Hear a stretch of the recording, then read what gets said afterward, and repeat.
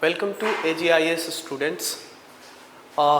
Today we are discussing about an interesting fact regarding the geography, which is October heat.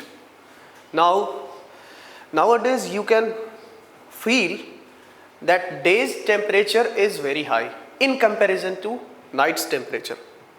So इस वजह से आपको घर में भी ये सुनने को मिल रहा होगा कि दिन में बहुत ज़्यादा गर्मी हो रही है, पता नहीं क्या हो रहा है, इतनी ज़्यादा गर्मी दिन में हो रही है, बुज़ुर्गों के मुंह से और ज़्यादा, या आपको भी फील हो रहा होगा कि दिन का तापमान बहुत रहता है, जबकि हम अक्टूबर महीने में, despite of the fact that we are in October month, we are experiencing heat like July and August, and this phenomena is known as October heat.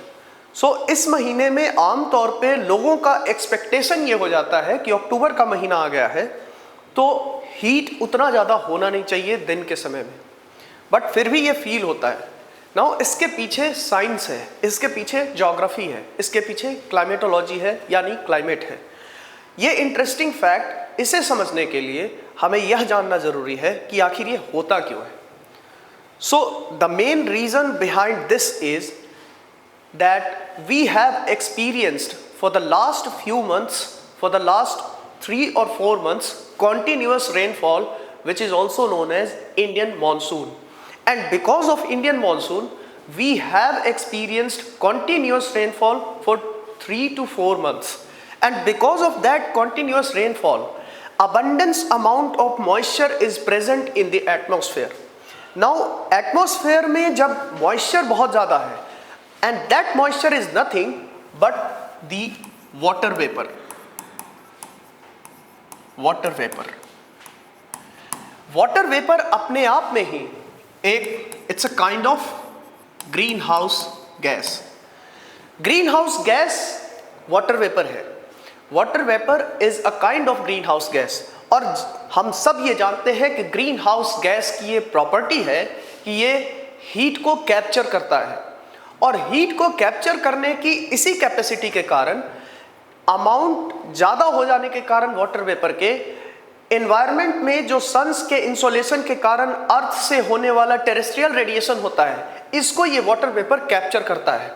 और इस टेरेस्ट्रियल रेडिएशन के कैप्चर करने के कारण सराउंडिंग का, वातावरण का, एटमॉस्फेयर का टेम्परेचर बढ़ जाता है, जिसके कारण हमें दिन के समय में खास करके, क्योंकि दिन के समय में मैक्सिमम सन का इंसोलेशन मिलता है और इसी सन के इंसोलेशन से अर्थ गर्म होती है, और अर्थ के गर्म होने के बाद जो अर्थ से निकलती है टेरेस्ट्रियल रेडिएशन, इसको ग्रीन हाउस गैस एनवायरनमेंट से बाहर नहीं, यानी एटमॉस्फेयर से बाहर नहीं जाने देता है, जिसके कारण दिन का तापमान अभी के समय में, यानी अक्टूबर के महीनों में ज़्यादा महसूस होता है इन कंपेरिजन टू रात के तापमान के. जबकि इसी के उलट रात के समय में अब धीरे धीरे सन, क्योंकि सदर्न हेमिस्फेयर की तरफ जा रहा है, यानी हमारे तरफ विंटर आने वाला है, क्योंकि सन का सनरेज इंक्लाइंड वे में अब पड़ने वाला है, जबकि सदर्न हेमिस्फेयर में, यानी कि ऑस्ट्रेलिया, इंडोनेशिया के पार्ट में अब समर आने वाला है. इस कंडीशन के कारण हमारे यहाँ विंटर की नाइट बढ़ जाती है, यानी विंटर में नाइट का जो टाइम है वो बढ़ जाता है. अब ऐसे में टेरेस्ट्रियल रेडिएशन ज़्यादा देर तक होने के कारण रात का तापमान तेजी से गिरना अब शुरू हो रहा है, जिस कारण से रात के समय में हमें उतनी ही ठंडी महसूस होती है और दिन के समय में हमें ज़्यादा गर्मी महसूस होती है.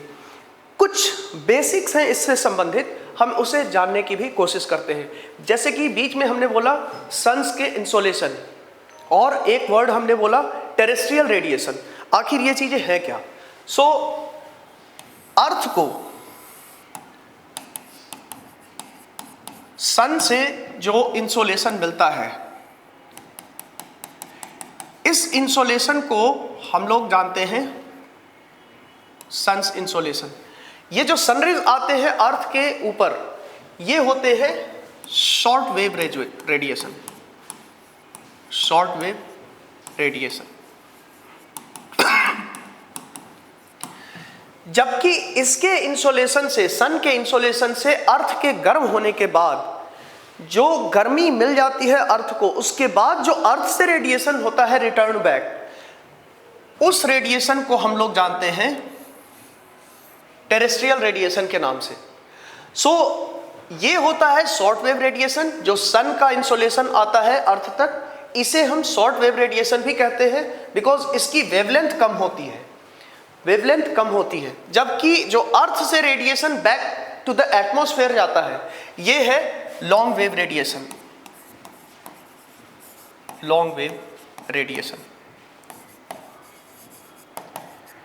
एंड यहीं पे एक कैच है, इस लॉन्ग वेव रेडिएशन को एटमॉस्फेयर से बाहर जाने से रोकती है ये ग्रीन हाउस गैस।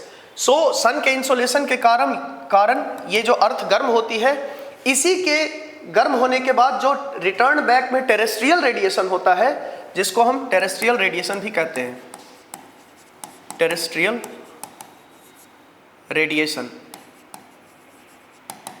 इस टेरेस्ट्रियल रेडिएशन को से निकलने वाले लॉन्ग वेव रेडिएशन को, जो कि टेरेस्ट्रियल रेडिएशन है, को ग्रीन हाउस गैस एटमॉस्फेयर से बाहर जाने से रोकता है। बिकॉज लॉन्ग वेव रेडिएशन को रोक पाना आसान है इस ग्रीन हाउस गैस के लिए, but they can't stop the short wave radiation, and that is why जो सन का इंसोलेशन अर्थ को मिलता है, इसका मैक्सिमम पार्ट एटमॉस्फेयर से फिर से वापस चला जाता है, और जबकि टेरेस्ट्रियल रेडिएशन जो अर्थ के द्वारा होता है, ये टेरेस्ट्रियल रेडिएशन कैप्चर हो जाता है। So due to this capturing of the terrestrial radiation we experience temperature in the atmosphere.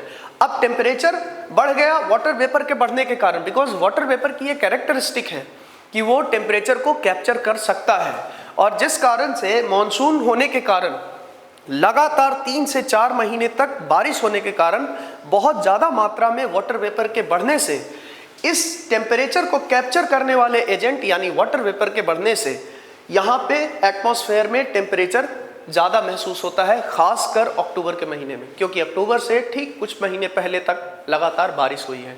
So this is important fact related to the October heat. और ये जो अक्टूबर के महीने में हम लोग दिन के समय में तापमान अधिक महसूस करते हैं, इसी को हम जानते हैं अक्टूबर हीट के नाम से। ठीक है, so thank you. This is all about the October heat. Do join the AGIS. Thank you.